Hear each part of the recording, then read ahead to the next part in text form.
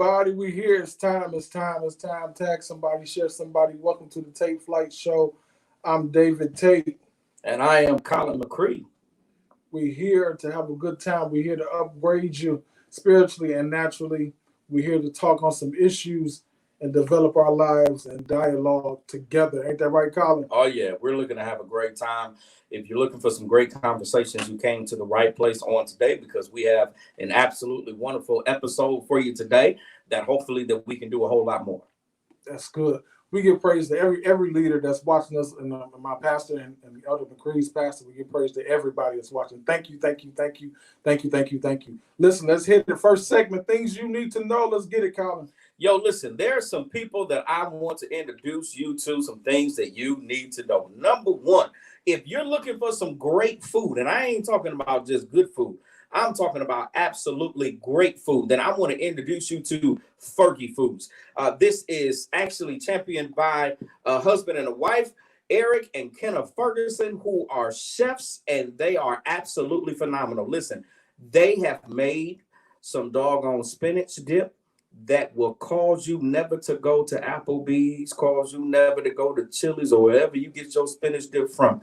And let me tell you, it's the best thing on this side of heaven. I try to get it all the time.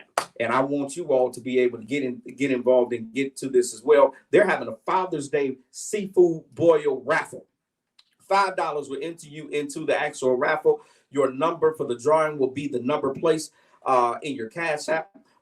That's in your Cash App, excuse me. Send entries to hashtag Yams Funds. That's YAMSFUNDS.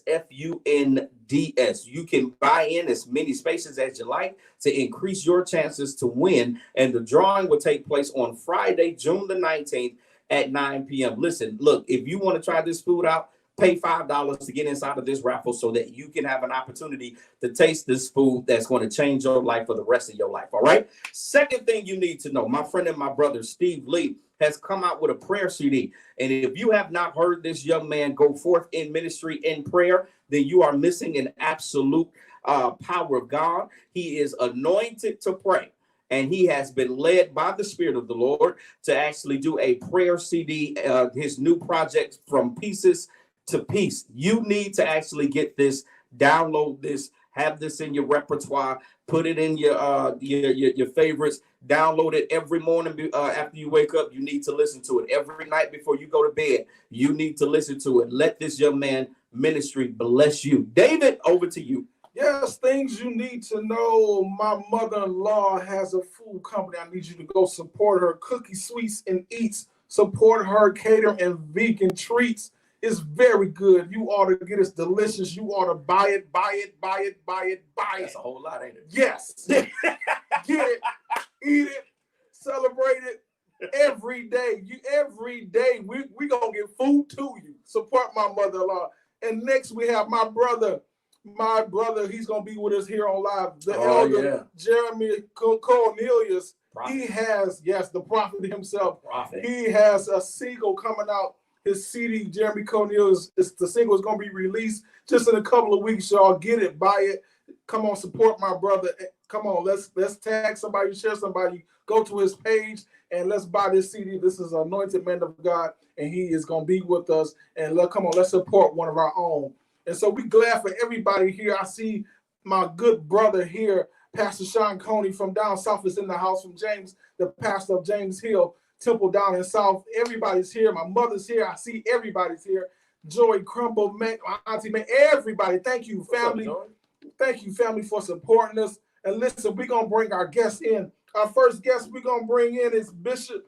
He's from Bishop Alvarez Johnson's Church, Kingdom Life Ministries. Elder Jeremy Cornelius is here with us. Next, we have my brother, my co-worker, Elder Carlton Honey, from Bishop's Dora Scott Word Restoration Ministries. He's here. And then also we have my blood brother, my older brother, who's been an inspiration all my life, from Pastor Welton, PW himself, New Life Family Church. He's here, my brother, Minister Daryl Tate, and we're going to dialogue. We're gonna give God the praise and give God the glory, and we're going to celebrate him. Let's get into it, Colin. Listen, we got a great table talk discussion for each and every one of you. We're going to hop right into it. But before we do, we want to give a shout out to Chucky, Moses Chucky, who Yes. was part of, originally was supposed to be a part of this Yes. particular episode. He was in episode 1 with us.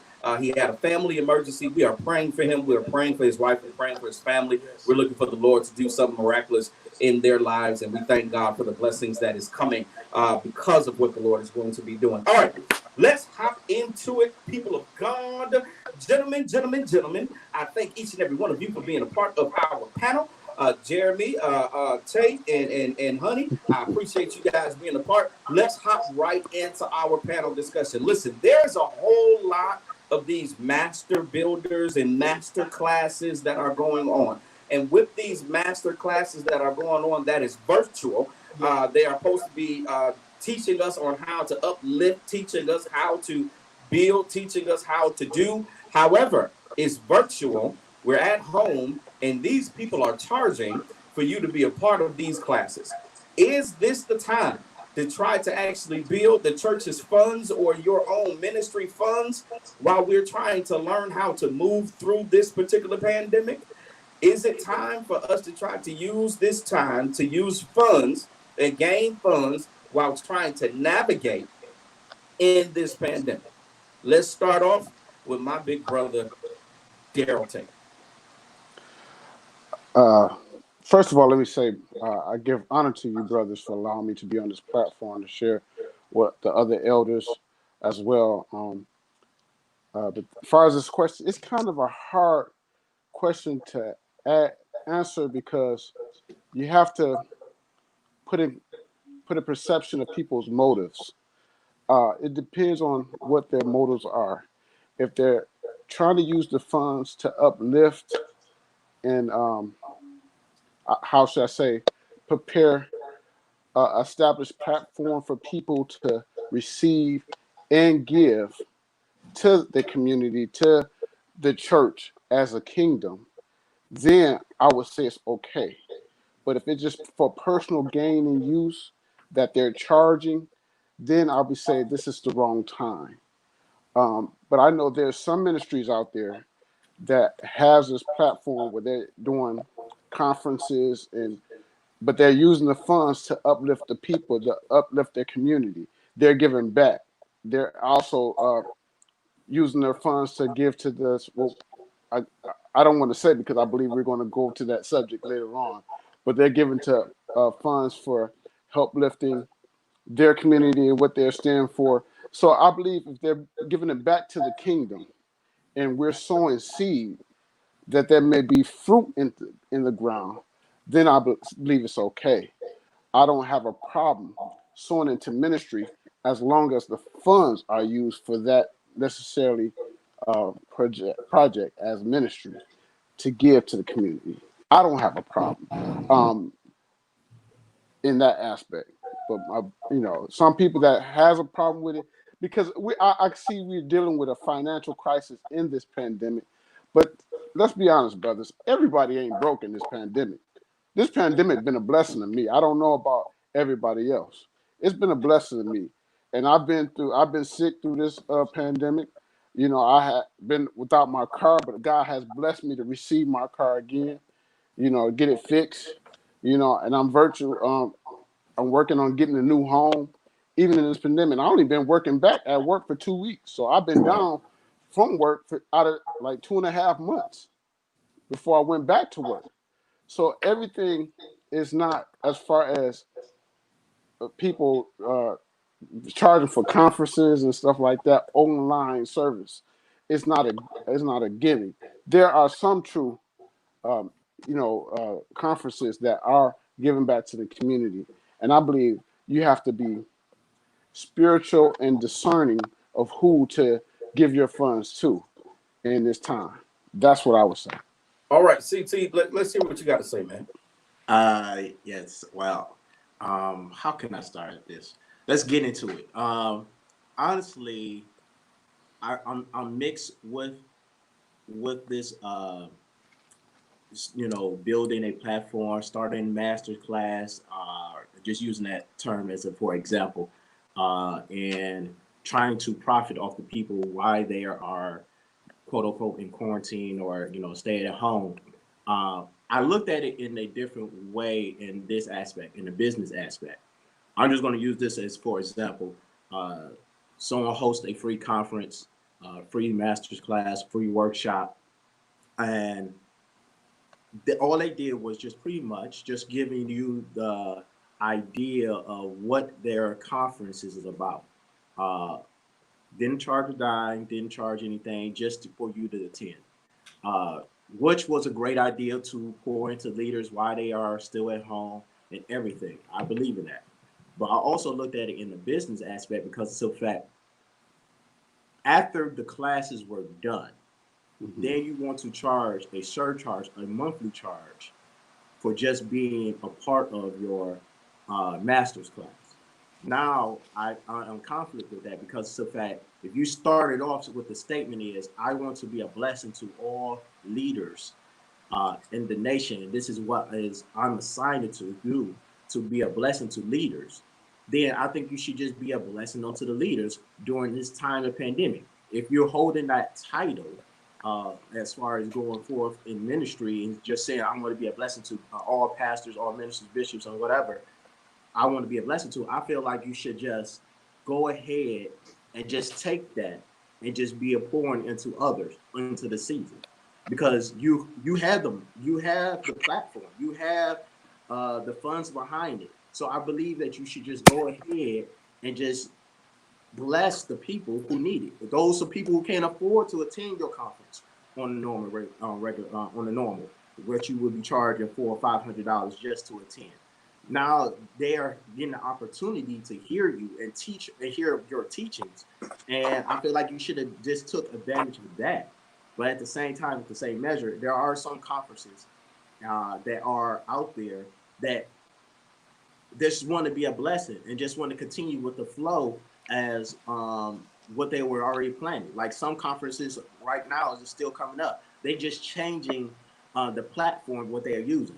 Now they just got to use social media. Now they got to use Zoom. Now they got to use Microsoft Teams just to make sure that the conference or the convocation or the workshop to continue to go forth, because they didn't want things to stop or allow this pandemic to stop them. And which I totally, commend them and everything. But there are some ministries and some people are taking full advantage of the situation. And I believe that's disheartening to the body of Christ. Come on, Jeremy, what you got to say about it? I'm actually kind of in between both, honestly. Um, I have to definitely agree with my brother Daryl in a sense. You really got to kind of look at the motive, look at the heart of the matter. What is your reasoning for doing this? I for one, definitely believe in paying for classes. I mean, if you go to college, you have to pay a tuition. I know sometimes things get a little murky when we're talking about the church ring and the church circuit, because sometimes people don't want to pay for things. I believe that if the classes are merited, if it's actually a master class, because let's be honest about that, does this actually justifies and qualifies as a master class?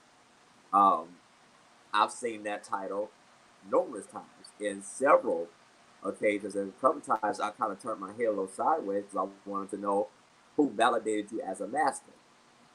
And at what point did we say that you are to a mastery level to where you can teach a mastery class? What criteria, what curriculum, what qualifications do you have that is deeming you the right to say this is a master class? However, in the event that you are able to provide substantial evidence as to this being a master class, why not? I mean, we spend money on all kinds of things that won't yield us any type of benefit at all as it is. So if this is something that it is going to be a benefit, I don't see a problem in sowing into the ministry for those particular reasons. Now, I know because of the pandemic, with everything that's going on, there's a little side-eye, hesitancy with that, because it's like, but people don't have money, or people don't have this, or people don't have that. Again, I have to agree with my brother Daryl. Everybody's not broke. My personal business has flourished greatly from people that have paid for my services during this time. I'll use this as an analogy, and then I'll end it with this. I have a cookie business. I bake cookies. I sell them and ship them all over. There are a lot of people that are out buying Chips Ahoy, Oreo, Famous Amos, Mrs. Fields, all of these cookies. They're buying the cookies anyway. I would be foolish to say, well, let me not sell them any of my cookies because we're in a pandemic. Well, y'all buying them anyway, and I have a great product. And it's probably better than Chips Ahoy. So why not benefit because you're paying for it anyway? If you have the means and if you have the goods and the qualifications and people are willing to sow into that, I say go for it. Because at the end of the day, nobody's making you do it anyway. All right. So, hey, I enjoyed all of you guys. I'm going to weigh in real quick before we hop into this next part of the conversation. I think we need to be careful when it comes down to how we present things. So I've seen a lot of different examples of what we're talking about, master classes, sessions to where, you know what I'm saying, you can learn things and everything like that. And I do agree that when it comes down to learning, if you can pay for online schooling and better yourself when it comes down to your regular career, then you can pay to actually get more information when it comes down to what we want to learn, even inside of the church in the spiritual realm. And when it comes down to the motive of an individual, this is what I've learned about motives. It's not my job to actually judge the motive of the person who's doing it. It's my job to make sure that my motive is pure in what I'm trying to receive. And so if I go into a situation to where I'm signing up for this master class because my church really isn't at the place like some other churches are. You know what I'm saying? It's not on par with a New Life. It's not on par like some of these other churches that we may see. And we have somebody who's willing to actually say, "Hey, I want to be able to pour into you. This is how much the registration is." Even if they're not doing it for a pure aspect, if my motivation is pure behind what I'm doing, then God is not going to judge me based off of what somebody else's motivation was. He's going to judge me based off of what my motivation was. And so for the ones who are looking to be uplifted in that way, if you can do it, I say go ahead and do it. And if there's something that you learn from that you can take back home with you, then go learn it, take it back home so that you can actually be a better witness, better servant, better preacher. Go ahead, Daryl. I just wonder where I agree, but Colin, you said something very interesting that you don't weigh in on whose motive or what they're doing, but you got to be careful on what you put your seed in, I because agree. what you put your seed in, you're expecting to get fruit. How can you say we can't judge people's motive, but you expect to receive something good out of something that may not be intended to be good?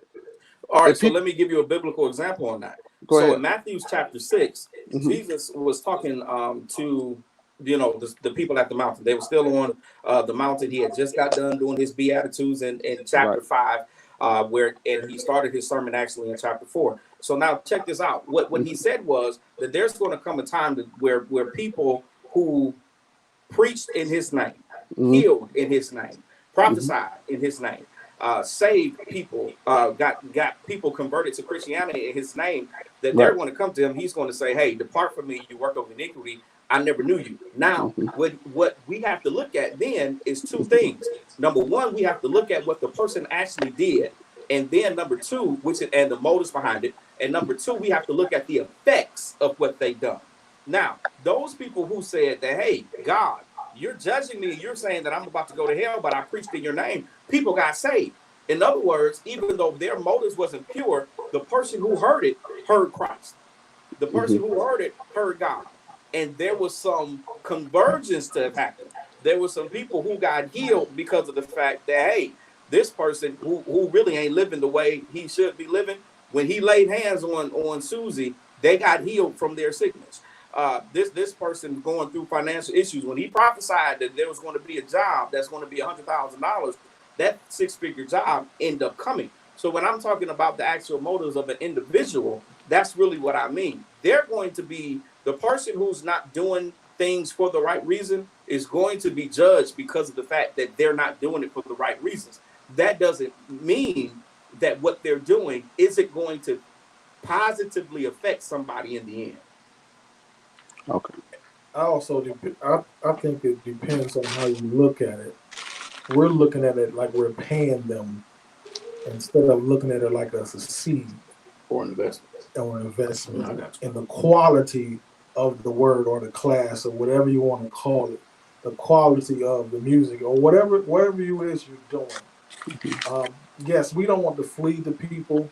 We don't want to be taking advantage of the people. I think it depends on how you look at it from your own perspective.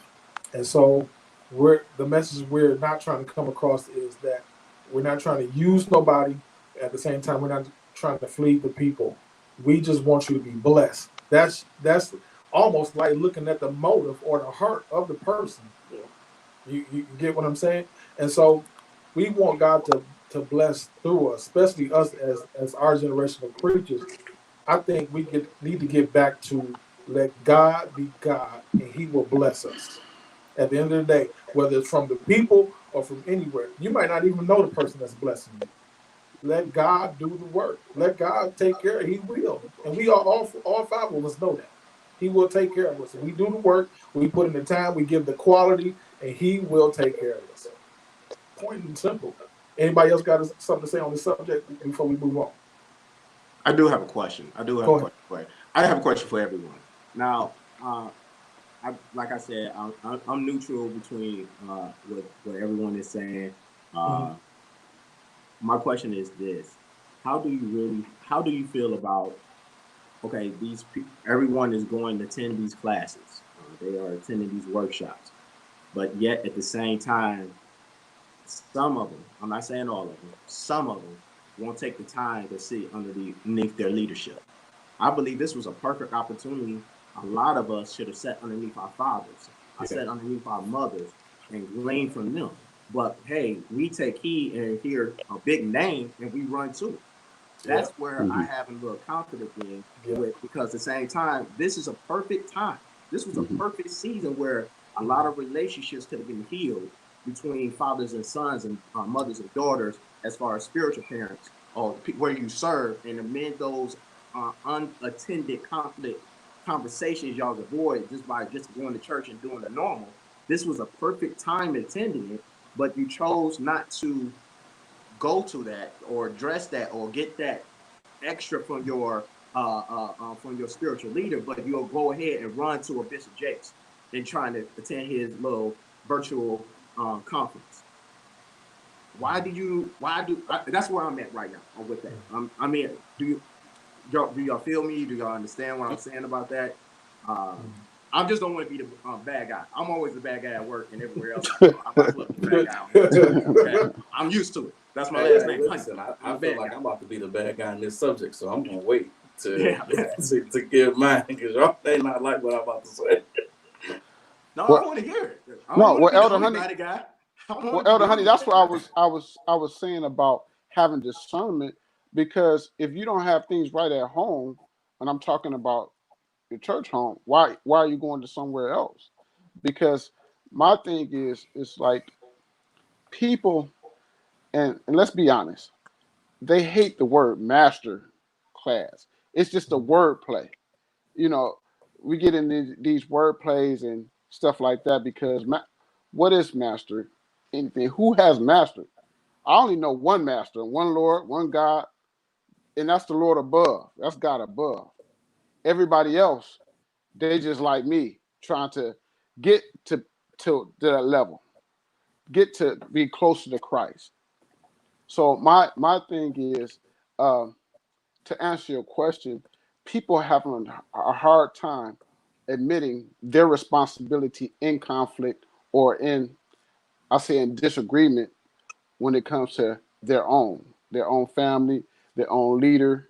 They have a problem admitting and taking responsibility with their part, whether it be fear of trying to reach a connection, or whether it be they had something to do with that disconnect, that on their intentions, on their agenda.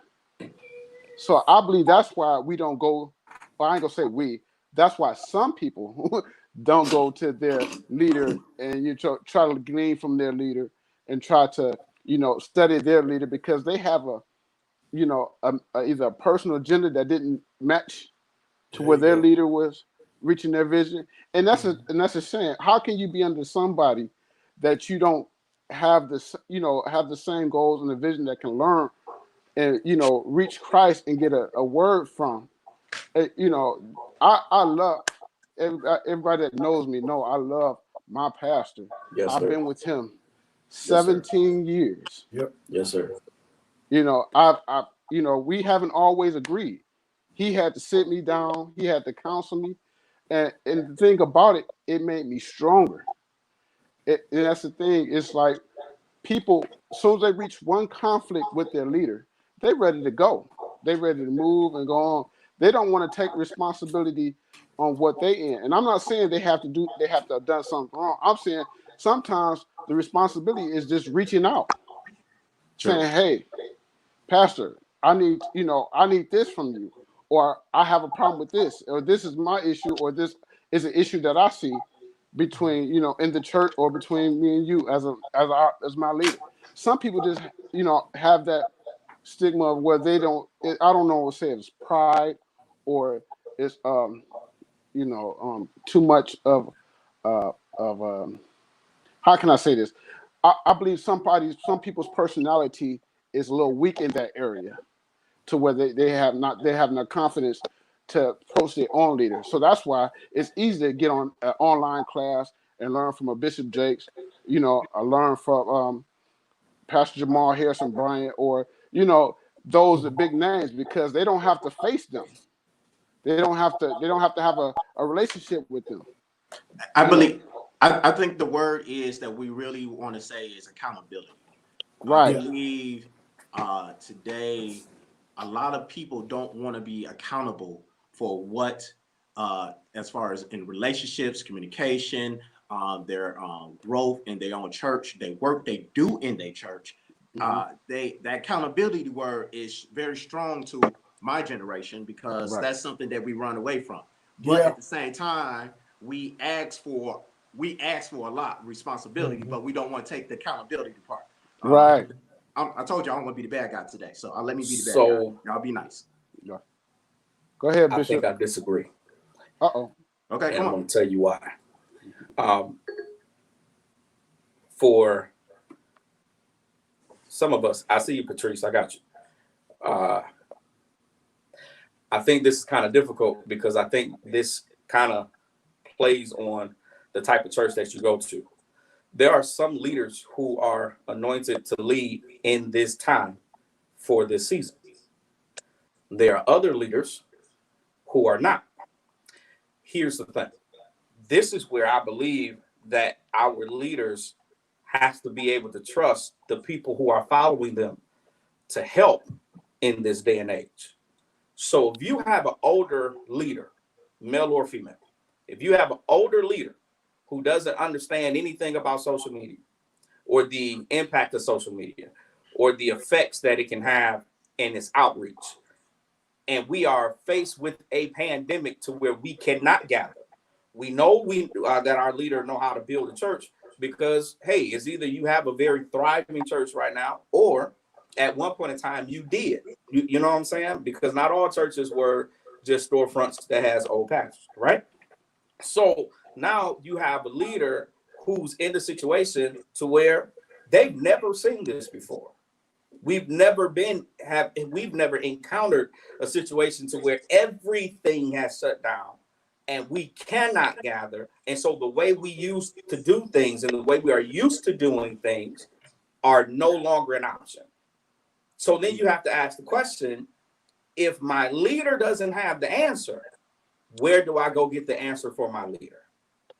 If I'm being obedient, we're doing conference calls. We are doing, you know what I'm saying? We're getting on the conference line as if, you know what I'm saying, the conference line is the only method of communication, right? When we're looking at each other, we're talking to each other, right? And we can have Zoom Bible studies, and the only thing we need to do is get somebody to set it up and have somebody to trust that can get the job done to get the job done, right?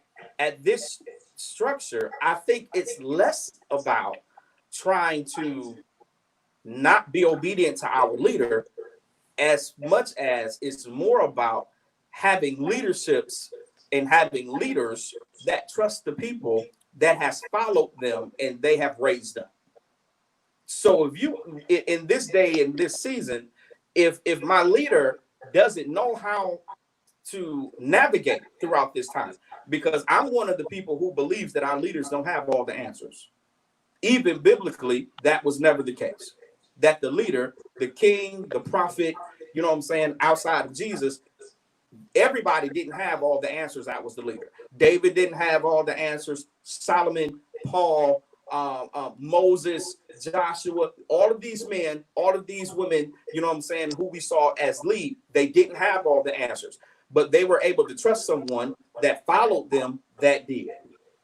So at some point, we have to have leaders that will be able to trust the people who they're leading to help navigate throughout this time. And if you don't have that, then I don't blame somebody from saying, you know what, I'm going to check out this master class. You know what? Let me step back. If you don't have that to where the leader is saying, listen, I really don't know how to navigate through this time, somebody has to be able to say, you know what, I want to go and find this answer. So they take this master class, they bring it back to their pastor, and they say, hey, dad, hey, mom, this is what I was able to learn that we can do in the situation that we're in right now. Let's enact it. Hey, mom, hey, dad, this is what I was able to find out throughout these different channels. I went to learn these different things so I can bring it back home in order for us to actually develop what we're doing and to develop how we get the word out. You know, sometimes it's not people that are just trying to be disassociative from their leaders. Sometimes you got to go out so that you can help your leader because the leader don't know. And it's okay that the leader doesn't know, because we're not in a position, or our leaders are not in a position to know everything. In the next 25 years, we're not going to know some of the things that our children knows now. And that's just how progression works. So I'm going to have to be able to trust my son and my daughter 25 years from now to give me the answer to how to lead a generation of people that in a situation that I didn't know we was going to be in. Come on. See, here's my thing. Here's my thing with it. Me personally, I don't care. If you have something for me that is going to make me better in my personal life and in my ministry, I'm all for it. I'm trying to figure, because everybody should want to be better in everything. And the thing about it is that every pastor cannot teach everybody everything. I agree. You do have to go out. Case in point, when we're in school, our teachers that teach us from 1st through 6th grade, but their qualifications are only for that of an elementary school. And then after some point, you have to go to middle school and you have to go to high school. That does not denounce the teachers that you had in elementary. That just means that once you get to a certain level, you may have to go get teaching and learning from someone else. You know what I'm saying? I agree with you. Y'all know y'all roughing the feathers to the older saints, right? I mean, Right. I don't feel like it's. I know. I want to make sure I was clear on my statement. I made sure I said some. You know what I'm saying? I'm not saying all. I do agree. I'm with you on that. I do agree. You do need to go. Like when I go to Joint College of Bishops, I'll go to Joint College of Bishops for my adjutant training, because I'm getting trained under the bishop, the metropolitan, who started the adjutant training. So I'm not expecting to get that type of training from my leader. But what I am saying is there are some people that do not ask their leader to pour into them. but they rather for other people to pour in them. So my question is, why do you serve under this leader and don't get nothing from him? So that's not your leader. That's just your preacher. Yeah, I ain't got no answer for you on that one. I'm gonna let Something different. Woo! I'm just saying here, brothers. Well, I do agree with you, Bishop. I do agree with what you were saying. I totally agree. I do agree with you, Elder Jeremy. I totally agree. But I'm just talking about the few at this point right now. I'm talking about the ones that are wild and rambunctious and always out trying to copy themselves to other people, but under another different leadership and won't sit down underneath that leadership. That's what I'm referring to. Oh, at that point, you just that's word. No, that's true. Let me say that word. Don't you say it. You be the nice guy. Let me say it. I be the bad guy. Remember, I'm the bad guy. I'll say you a bastard. Good guy. Listen, I can't say that word. My dad, the last time I said that word, my daddy called me and gave me a 3.5-hour lecture. Talking about you should be saying no bastards on the internet. Bastard on the internet. I don't think I'm gonna touch. I'm gonna let my brother touch this. I got a mama and daddy. Come on. See, y'all got me in a difficult position because I'm the eldest of the 5 of us, you know. But I was just saying to Colin's point is, I believe, and I believe Sister Patricia said it just online, I believe we don't have honor enough to go to our leaders beforehand to see if they have the answer. You know, I believe some people just go out because of the name, like Elder Honey said. I believe people go out because of the fashion of how other people's ministry are formed. They get to see the glamorous, because everybody's on the internet now. The social media has set a platform that any and everybody can be on, and it can look like they're professionals. You know, it look like they're what they know. But that's why I say we go to our leaders first, so that they may, if they don't have the answer, they can at least cover us. They can at least point us in the right direction. And like you said, if they have somebody in house that they can go to, that as far as another elder in the ministry, another minister in the ministry, even a deacon, that would show them or tell them to how what the pastor is lacking in. I believe that's more relevant in these times, because we use, I want to say, spiritual ignorance as a weapon, as you know, as a not a weapon, as a reason, a crutch. Yeah. Thank you, Elder Honey. I got you. I'm here for you. We use spiritual ignorance as a crutch. That if we don't know something, we think, oh, okay, our pastor is, he'll be available. And I agree with you, Elder Carter. Our pastors and our leaders may not know everything because we're in a changing generation. But the Bible says in Jeremiah that he will give you a pastor after your own heart. You got it. So if you be able to have that connection and that relationship with your leader, your leader would know, the honest, their fervent feelings about going to them. You get what I'm saying? I'm just saying, I believe we're under the right leadership. They know your heart, and you know your leader's heart. So you have to have. That's what I said earlier. You have to have that connection. You have to have that relationship. Okay. Then when it comes down to that point, I do see that question. I do see that question. So let me preface the. Well, I guess I can't preface the statement because I've already made the statement. In terms of the comment that I'm making, I'm not talking about the rogue preacher, the rogue preacher that doesn't allow his pastor to separate them, and they don't ask for instruction prior to going. That's not who I'm talking about at all. In those situations, those individuals are operating in the mindset of disobedience. Period. Point blank. There is no question behind that. There is no question behind that.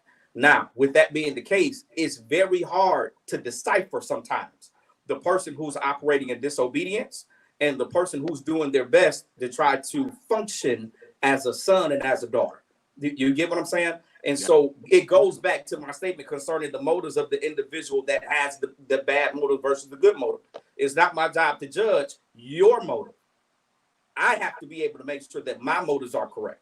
So if you have somebody who's operating out of disobedience, I can't worry about them because I'm doing everything as a son and a daughter to make sure that I can come back to my spiritual parents and get that taken care of. That was the only point that I was trying to make in that.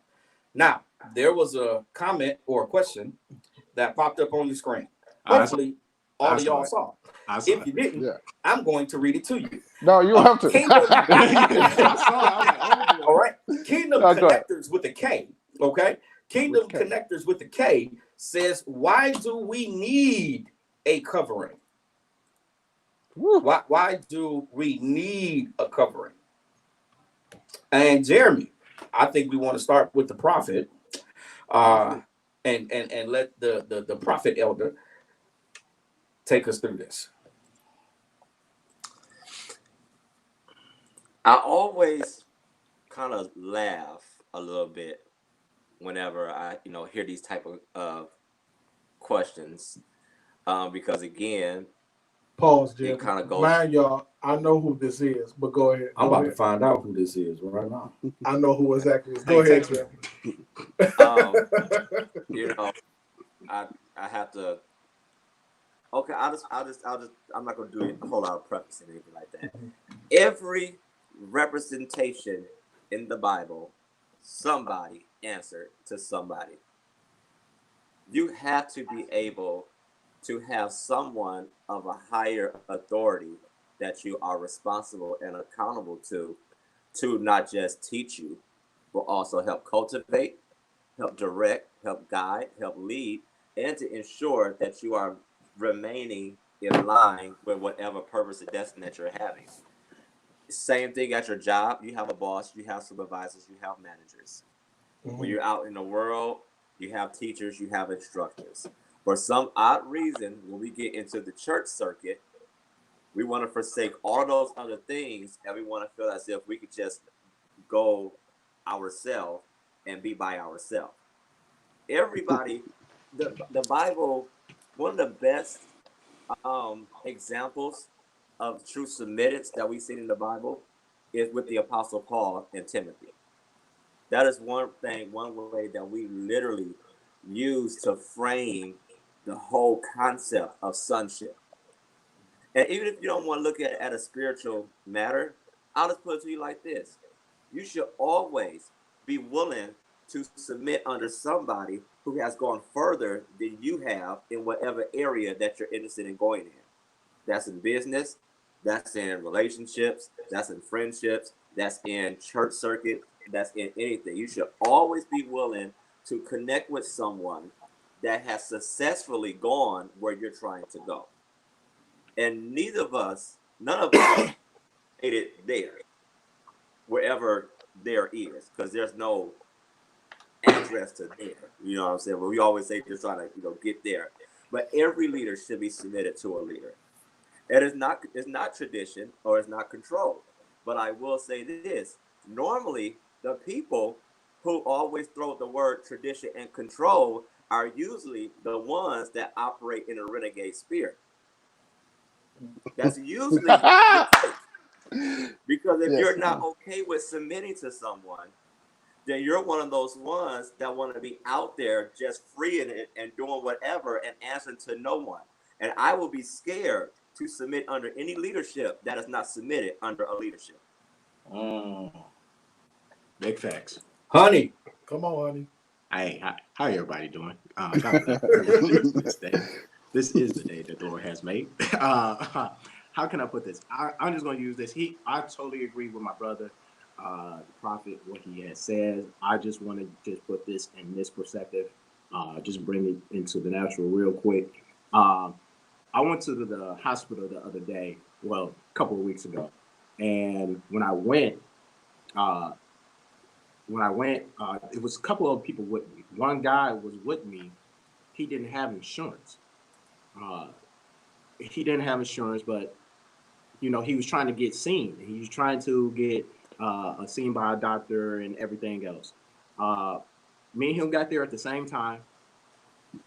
Matter of fact, he walked in before me. But when I showed up and I presented my Blue Cross Blue Shield card, they said, "Oh, we can see you because you're covered." Some things you just need to be covered. There's a reason why you need car insurance. There's a reason why you need life insurance. Because someday you're gonna hit a road and you're gonna need someone to cover you for the expenses that you cannot afford. Our leaders have paid the cost in some roads that we never gonna have to pay for, or we never gonna have to touch, because they went down that road and they cover us because they went down that road. So I'm just gonna leave it just like that. Come on, bro. Oh my God. Oh, who asked this question? Kingdom Connectors with Kingdom the K. Connection. Kingdom Connection. Okay. With the K. I don't know. With the Never K. mind. Yeah. Well, I'm gonna say it like this for Kingdom Connection. When you was born into this world, you was born with a mother and a father. Now, whether they both was in your life or just one was in your life, somebody had to cover you, clean you up, change your diaper, feed you with a bottle, teach you how to walk, teach you how to ride a bike, took you to school. Somebody had to give you knowledge and understanding of what life is about. That's the same thing in the kingdom. You don't come in this world knowing everything about Christ. You don't come in this world knowing every chapter of the 66 books of the Bible. You need somebody to clean the flesh out of you sometimes. You need somebody to direct you in your spiritual walk. That's why you need covering. You need somebody to pray for you outside of your mother and father, because they might not know everything about the Bible either. So that's why you need covering. This spiritual walk, man, nobody in the Bible took a spiritual walk alone. Not one person. Not one person. I agree, my brother, Elder Jeremy. There's no one in the Bible. Elijah had Elijah. Like he said, Paul had Timothy. Moses had Aaron. There was always a successor. And just to interject on that before anybody said, well, Jesus won't answer to God. Yeah, but Jesus also submitted to John the Baptist to get baptized. Yes. And that's still had to submit to somebody. And that's the thing, Elder Jeremy, some people look at that word submission as if it was a hate word. They use it so much in a negative light. And submission shouldn't have to be looked at in a negative light. Being submitted is honorable. Being covered and protected. Are we talking about covering or protection? We're talking about both, because to me, covering is protection. Covering is protection. Somebody that I use the analogy of a baby coming into this world. When you go into the world, like I said, covering is protection. When you go into the world and the first day you see rain, a baby don't know how to put on a coat or use an umbrella. You have to have somebody to show you how to do that. That's why you need leadership. That's why you need a covering. That's why you need a pastor, so they can protect you. We always look at things in the negative light in the flesh with what we can see. But let me tell you that there's some spiritual wickedness that you can't see. In high places. Yeah. That you can't see. God works in mysterious ways. There's a connection for you, for somebody out there that you've been through a test or a trial that you need to be a witness to. That's covering. Whether you've been in a bad relationship, where you had heartache and pain with family members, you've been through some type of test that God used you to go through it so you could be a witness to somebody else. That's covering somebody. That's protecting somebody. Can I get an amen? Y'all gonna get me to preaching. Amen. So I just want there's to ask this two question. things that I think we need to do. Number Go one, we need to be able to define the word the correct way, right. because sometimes we use words, and when we have a tendency to do this in our churches. Let me stop. Let me say not we. Let me say I. I have a tendency to use words that I know how to place, but I don't necessarily know what they mean. So I really don't understand the power that it holds until I go and look it up. The word covering, by definition, Merriam-Webster, y'all can Google it just like I just did, means to protect. So when you're looking at covering and you're looking at protection, like Daryl said, it's the They're exact one and the same. same They're one and the thing. So when we're looking at the covering of spirituality, for us, that's grace. Grace Yes. covers us. Mercy. Grace protects us. You get what I'm saying? And so not only do we have to look at what the actual word means, which means protection, now we have to go to the Bible and see what the Bible says, because I believe that as preachers, we have a responsibility to give scripture to whatever it is that we say that we believe. All right, so let's go to Romans chapter 13. Romans chapter 13, Paul talks to us about submitting to authority and understanding, and he tells us not only just to submit to, let me preface, he tells us to submit to godly authority, and then he tells us not to submit to ungodly authority. You know what I'm saying? So we have to be able to have submission and be able to submit to our leader, be able to be subject to our leader. The only way our pastors and our leaders can cover or protect us, we have to have a form of submission. Yeah. So we can't be covered if we're not submitting. We can't be covered if we're not submitting. Let me use this example. You have a group of sheep that are in a flock. The sheep are covered by a shepherd. His job is to protect the sheep. One of those sheep leaves the flock, and now that shepherd in the Bible says that he would leave the 99 to go get the one. Okay, you're absolutely right. It is a shepherding movement, and that's what I'm going with here. He'll leave the 99 and go get the one.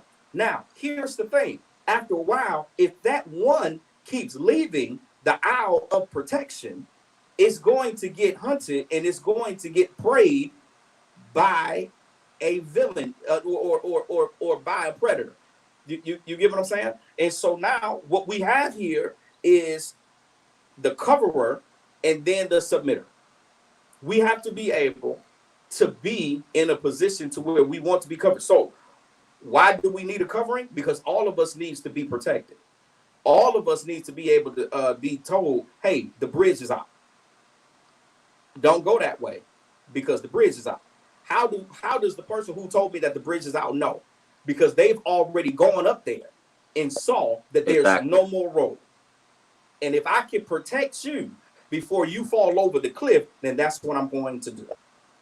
One of the things that I regret is that I didn't allow my pastor to cover me while I was with him the first time correctly. He tried. It wasn't that I didn't that he didn't want to cover me. It wasn't that he didn't want to protect me. Colin didn't believe in the way he was covering, didn't believe that he needed to be protecting the way he was trying to protect me. And the next thing I know, I get out there and I didn't got my feelings hurt. I didn't see things that I wasn't supposed to say. I've heard things that I wasn't supposed to hear. I was a part of things that I wasn't supposed to be a part of, simply because I left the aisle of the covering. I left the aisle of the protection. You get what I'm saying? And so we have to be able to be in a position to where for us it's okay for us to be covered. It's okay for us to be protected. It's not a bad thing. It's not.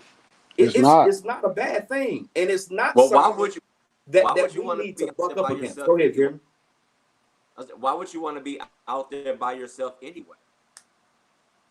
That's a good You question. know, let's just look at that. Why wouldn't you want to be, with someone that knows a little bit more than you do, that has already done what you're trying to do?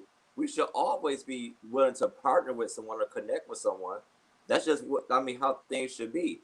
For some reason, we follow the rules and the regulations, out in the world. But for some reason, when we get into the church, when some of the same structures are supposed to operate within the church, we have a big problem with it. We don't go to our job and say, "Why I need a manager." Well, because you can't write your own check. Yeah. Because you can't fix your own timesheet. Because you have to be trained in this area. That's why. Because that's a part of the job. When But when we get into the church circuit, sometimes we rebuttal. And then at that point, you got to just wonder, what's the real issue?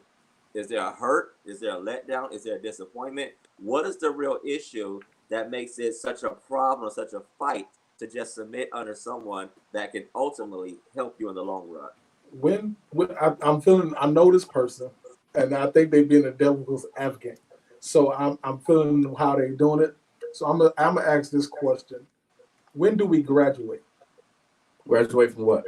Tell me. Graduate from under the leadership you under. I know the traditional saying is when your pastor's sending you out.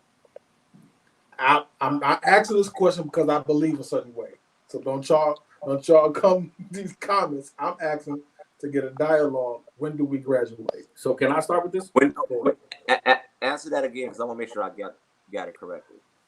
He said, ask that question again, please. When do we graduate? I know the traditional answer would be when your pastor sends you out. But when do we graduate?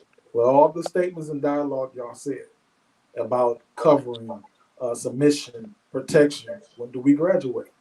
Okay, I'll start this off, and I promise you I'm going to be quiet after this. Covering isn't something that we graduate from.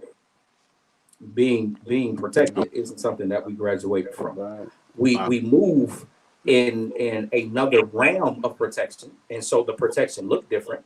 The covering may look different, but the coverer is still the coverer. The person who is protecting you will always be the one who's protecting you. Let me use this as an example. I have a mother and a father. The way my mother and my father covered me when I was a boy is not the same way my mother and my father protects me as a married man. But some of us still run to our mother and father. Now, some of us might run to our mothers and fathers, but it's okay if we have a need to run to mom and dad. That's why they're there. They're mom and dad. So when I need some advice, 56, they still mom and dad. Yeah. I'm messing with you. I feel you. So listen, when I go to my mom and my dad as a 34-year-old man who's been married for 10 years, been in ministry for over 15 years, sometimes it's because I don't know. Hey, I don't know if I know this the way I say I know this. So I need you to help me get an understanding. Your wisdom. The Bible talks about having wise counsel. Mm-hmm. So Yes, you're never going without wise counsel. Now, let me say this too, because this can go both ways. Wise counsel doesn't always have to go from the parent to the child, but wise counsel can go from the child to the parent. You get what I'm saying? It all goes back to where we are in the level that we're on. You never graduate from being protected. You never graduate from being overseen. You never graduate from being covered. You just don't do it. Even when you become a person who covers. So when we become leaders, when we become pastors, when we become prophets, and we start covering other people, you still have a person who covers you. So you still have a person who protects you. They bring me a question. I should go take it to my pastor. Nope. Takes it to his pastor. If that's what's necessary, then that's what you need to do. I said this earlier in the show, and I'll say this again. Our leaders does not have all the answers, and we cannot expect them to have all the answers. They ain't Jesus. They're led by Jesus, but they're not Jesus. They have to seek wisdom just like we have to seek wisdom. And let me say this. Now, I'm talking about the people who are honestly covering people, all right, who are godly coverers. Now, there was a comment that was made, I'm sure y'all seen it, that shepherding has led to various levels of authoritative abuse. Look, real talk, there's issues with everybody. You know what I'm saying? There's problems with all leaders. Yes, I have experienced, you know what I'm saying, authoritative abuse. I'm sure you all has experienced abuse by some type of authority. And it does not all, you know, I ain't talking about somebody touching me the wrong way. That may have happened to some people, That's not my testimony, but abuse of power. You know what I'm saying? That's what I'm talking about. Power abuse. You know, people tripping off power. Now, I've been there, done that, right? However, I ain't talking about those ungodly people. God is going to judge those actions, because even godly people sometimes do wicked things. That's how we made it to 2 Chronicles 7:14. If my people, which are called by my name, humble themselves and pray, seek my face, turn from the wicked ways, then would I turn from their wicked ways. He wasn't talking about the wicked people. He was talking about the people that he called, the ones who were supposed to be saints. So even godly people do wicked stuff. As Sarai, when she told Abraham, go sleep with Hagar. She was a righteous woman who decided to be a part of a wicked thing. Ask David, when he saw a big booty woman on top of a rooftop taking a shower after she got done with her menstrual cycle, and said, oh, I got to get that booty. He was a righteous man who did an unrighteous thing. You get what I'm saying? And so sometimes our fathers, sometimes us as righteous men, we do unrighteous things. But even so, we are still covered by somebody. David had Nathan. Abraham and Sarah, you know what I'm saying, had God himself. you understand what I'm saying?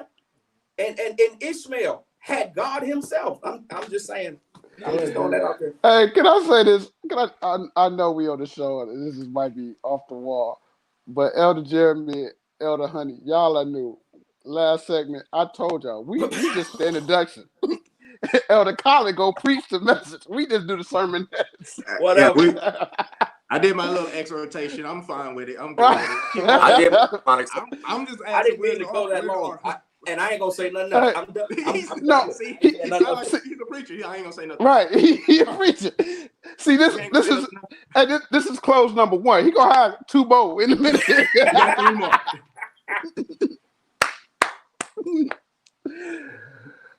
Go ahead. I'm done. Go ahead, Jimmy. You got something? No, you good? Carlton, you good? I forgot the other segments we're supposed to have been doing. But hey, I enjoyed myself. I enjoyed talking with my brothers in Christ. I really appreciate this. And y'all's doing a great job with TateFlight. I really appreciate this. Hey man, we ain't done with the show, bro. We was asking if you had right. But me saying I ain't touching that. I know you about to preach again, so I'm just gonna sit here and enjoy it. I'm just getting back. I'm just look. Y'all petty, man. I ain't. I'm enjoying you, brother. I'm enjoying you right now. I know we got other subjects we hit. We gonna come back part 2 on Monday on the 29th. People of God, join us. Part 2 of this show. Oh yeah, you're right. Join us. Listen, go subscribe on YouTube. We're on YouTube Live right now as you speak. Go subscribe, press the bell, like the page. Come on, follow us on Instagram. I want to answer this question. It says, what is everybody's denomination? I am unapologetically Churches of God in Christ. Unapologetically. I'm a Kojic boy through and through. Born in this thing. I'm going to die in it too if it be the Lord's will. Unapologetically. Kojic all day. Every day. Okay, how you feel? I thought he said he wasn't going to say nothing. No, you know I thought he said he was going to say nothing. Church of God in Christ. I am churches all day. The grand old. Go ahead, Jim. Hey, don't come at me like that. We may be old, but we got that thing righteous. I'm trying to tell you. Well, this thing. I am. Well, it's always kind of funny to answer this question. My whole ministry is non-denominational, but we are in fellowship with the Church of God. Hey, you need to stop that foolishness. You need to stop that. You are unapologetically Churches of God in Christ. You need to stop all of that foolishness. Hey, you know who you are. I'm cold. Here. You know what? I'm gonna tell you what the Lord said. The Lord said that if you deny me, I would deny you. You keep on. You keep on. You gonna get denied. Come on, girl. No, seriously. My home ministry, we're not denominational, but we still are in. But you know that, Colin. Stop. Your pastor's Kojic. You Kojic. Your pastor's Kojic. You Kojic. Come on, girl. See, you that was a setup. Because I'm in the same situation, Jeremy. We're part of a non-denominational. We're non-denominational at New Life Family Church. We believe God. we believe God. We believe, we believe Jesus, his son Jesus died on the cross for our sins. But yeah, and it's hard. I can't even go back to my beginning because David, that's my blood brother. He know we was born in 3 different churches Yep. out the womb. we had Baptist, Pentecostal. Yep. Hey, where are the Methodists? Oh You my stupid. God! You stupid. That's all David right there. That's all David right David. there. David make up everything else that we're not. Yeah. Mm. Go ahead, Carlton. But I'm not denominational, but I came out of the Pentecostal assemblies of the world, where there's only one Lord, one faith, Uh-oh. one baptism. I'm sorry. I felt that in my belly. I felt that in my belly. Go ahead. But I'm not here to preach. But yeah, I'm just non-denominational. But I came out of PAW. Come on, Paul. All right, My Paul. brother already said our background, and we believe in Jesus Christ. So, listen, people, God, this has been a great show. These men of God are going to be back with us on our next episode. Be with us. But we got one more segment. Here we go. We're going to celebrate this celebration of the week. Give it to him, Colin. Celebration of the week is Pastor Matt Johnson and Prophetess Mandy Johnson of House of Love Ministries. All the way from Florida, my man Pastor Matt Johnson, grew up with him in the fellowship at Memorial Tabernacle. He is great. They every Saturday give to the homeless. They feed out on the street. So we want to celebrate him. After we go off the air, we're going to send him a love offering from our show from TateFlight, Cedar Ministries. And we want to say we celebrate you, sir, you and your wife, you and your church. Keep doing what you're doing. Come on, push the heart buttons. Everybody, push the hearts button for Matt and his wife and his church family, House of Love Ministries. Yay! Is that their engagement photo? They look like that's they look young in this thing too, bro. They some young folk. Y'all bless these people. Come on, push the heart button. If you want to give to him, there go his cash out. I like them. House of Love, Florida. House of Love, Florida. This has been a great show. Listen, follow us on Instagram. Like the page on Facebook. And I need 500 on Facebook and YouTube. I need 500. Push the bell. Come on. Last words, Colin, and we're gonna have a last words from our guests. I wanna say, while all these people up here talking about we believe Jesus, us coaching folk believe Jesus too. I just want y'all to know that we just ain't out here just believing nothing else. All right. But look, I appreciate y'all. I love y'all. Y'all, thanks for watching the show. I want to thank all of our guests that came. A staple member of the TateFlight family, Minister Daryl Tate. We absolutely love you, sir. Thank you for your wisdom and your godly insight. Elder Jeremy Cornelius, who was the ram in the bush on today, man. I honor you. I appreciate you. CT Honey, man, God bless you, Elder. We thank you for your insight, for your wisdom, man. Thank you all for being a part of our panel. We can't wait for part 2 to come to where we can bring you all back, and hopefully we can have Moses with us as well, so we can be one big panel, one big great family to discuss the things that are going on. Thank you for everybody who was watching via Facebook and via YouTube. We want to grow this platform, so we need you to like and share on Facebook. We need you to go and subscribe on YouTube, okay? Do both of those things. Tell your family, tell your friends that we out here and we're talking good, we having laughs, and we're enjoying God. Real quickly, come on, Daryl, last words. I just thank you all, the TateFlight community, and for having me and for sharing this platform with me. I thank for my fellow comrades, my Elder Honey. It was nice meeting you, and I enjoyed you, CT. Elder Jeremy, it was nice seeing you, man. Nice hearing from you. And Elder Colin, my brother, I appreciate you all for inviting all of us, man. Not just me, but all of us, man. Come on, Elder Jeremy. Last words. I love y'all. Thanks for having me. Carlton. I love everyone. I enjoyed the preaching on tonight. I enjoyed everybody. I enjoyed. I'm sorry. I told he still got one more close. He still only got did one two. more. I'm waiting. Yeah, I'm waiting on the bump. Can someone I give me really some do music? because Give I the man wasn't some finished. music. Y'all Where's the interrupted audience? me. I wasn't finished though. Listen, Moses Parker is our brother from New Jersey. Yes. He is our brother. He's a minister. He's a student of the word. He's going to be with us, but we're going to pray for him and his wife. They're at the hospital as we speak. Yeah. Father God, we thank you in the name Thank of you, Jesus. God. Bless Thank our you. brother. Cover his wife. Cover the baby in the name of In the Jesus. name of Protect Jesus. that family. Keep them through this. Be with the doctors, oh God. You Yes, do God. the surgery in the name of Jesus. We command the peace in the heart and the blessings of the Lord to overtake them in Jesus' name. Jesus. Listen, family, we'll see you next episode. Be with them. Let's get out of here, y'all.